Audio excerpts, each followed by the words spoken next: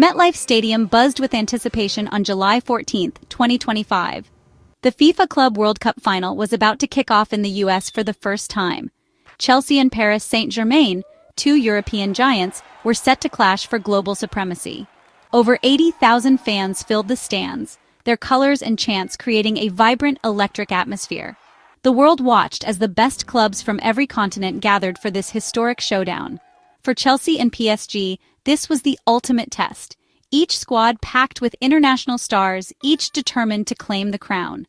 The stadium, usually home to American football, had been transformed for this global spectacle.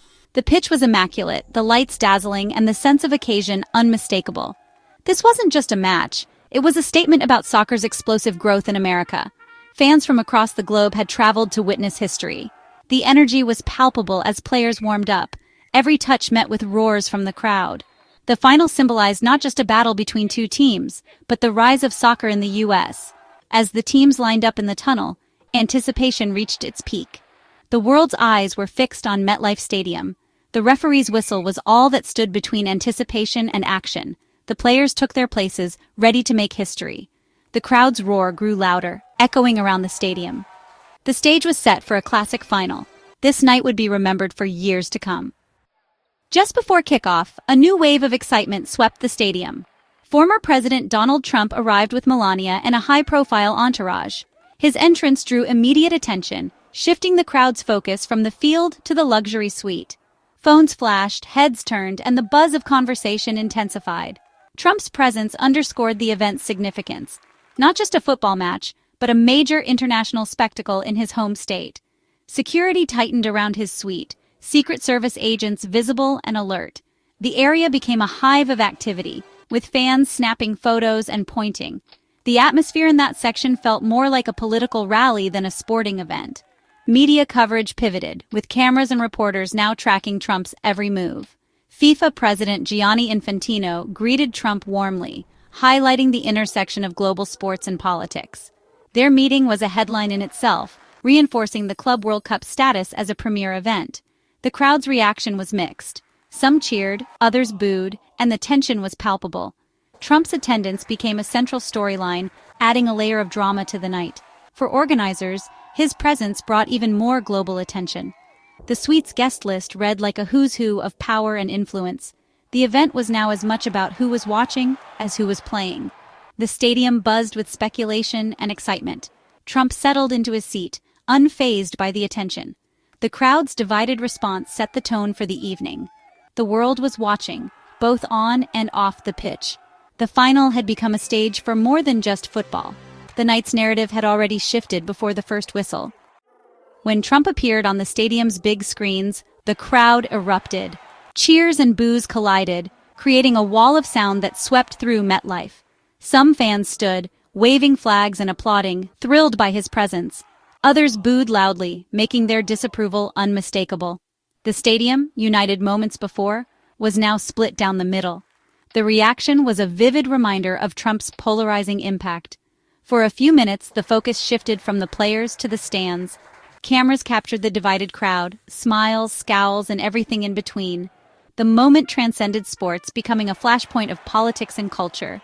Players continued their warm-ups, but the real drama was in the seats. The cheers and jeers became part of the finals story. Eventually, attention returned to the pitch, but the tension lingered. Even at a global sporting event, politics was front and center. The atmosphere was now charged with more than just football fever. The U.S. national anthem began, and the stadium rose in respect. The giant flag unfurled, players and fans stood in solemn unity. But as cameras panned to Trump's suite, boos erupted again. The jeering during the anthem was jarring, cutting through the usual silence. Supporters tried to counter with chants of USA, USA. But the division was clear. The moment, meant for unity, became a flashpoint of protest and support. Social media lit up instantly, commentators buzzing about the controversy. The anthem ended, but the mixed reactions echoed. The incident overshadowed the pre-game ceremony. The referee signaled for the match to begin, but the tension remained. Even before kickoff, the night was already unforgettable. Trump's suite was a magnet for the powerful and famous. Melania Trump sat quietly beside him, while FIFA President Gianni Infantino chatted amiably.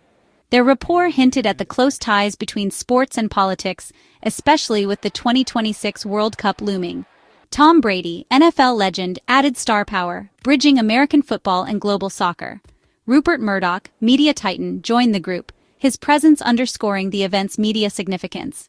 The suite became a nexus of influence, politics, sports, and media converging in one box. Photographers strained for shots, and every interaction was scrutinized.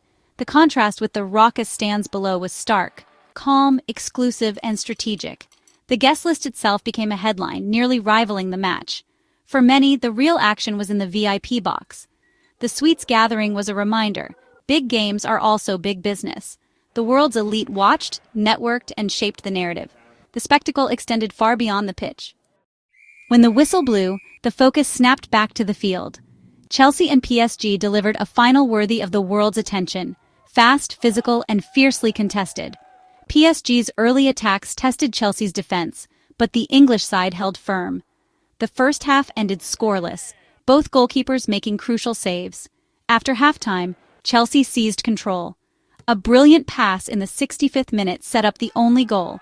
Chelsea's striker turned and fired home, igniting wild celebrations. PSG pressed for an equalizer, piling on the pressure. Chelsea's defense stood tall, repelling wave after wave of attacks. The final minutes were tense, the crowd on edge. When the whistle blew, Chelsea erupted in joy. They were world champions. Players collapsed in exhaustion and triumph. PSG, though heartbroken, had played their part in a classic. The match was a showcase of skill, drama, and determination. For Chelsea, it was a historic achievement. For fans, it was a night to remember. The Club World Cup had delivered on every level. The celebrations had only just begun. As the medal ceremony began, a new twist unfolded. Donald Trump joined FIFA President Infantino on the pitch to present medals. The crowd's reaction was immediate. Boos and cheers clashed once again. The atmosphere was tense, the moment charged with political overtones. Cameras captured Trump walking to the stage, unfazed by the noise. Supporters applauded, detractors voiced their displeasure. The medal presentation became a spectacle in itself. Trump stood ready to congratulate the champions. The world watched as sports and politics collided on the field. The focus shifted to the players' reactions. The ceremony was unlike any other in recent memory. The intersection of football and politics was on full display. The night's drama reached a new peak. Chelsea's players stepped up to receive their medals. Each shook hands with Infantino, then with Trump, who offered a smile and a few words. Most players were professional, focused on their achievement. A few, however, offered only brief handshakes, avoiding eye contact, a subtle protest noticed by millions. Social media buzzed with debate over these small gestures.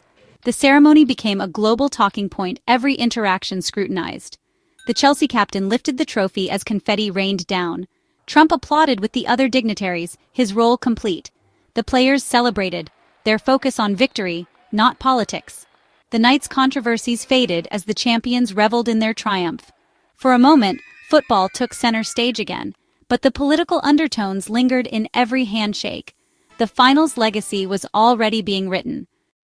The 2025 FIFA Club World Cup final at MetLife was unforgettable. Chelsea's victory was a testament to their skill and resilience. The event proved America's readiness for the world's biggest matches. Off the pitch, Trump's presence turned the final into a cultural flashpoint. Cheers and boos, anthem controversy, and a star-studded suite made headlines.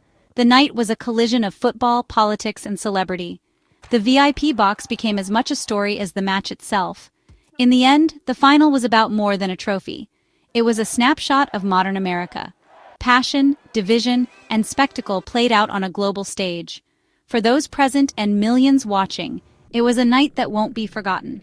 The legacy of this final will echo for years to come.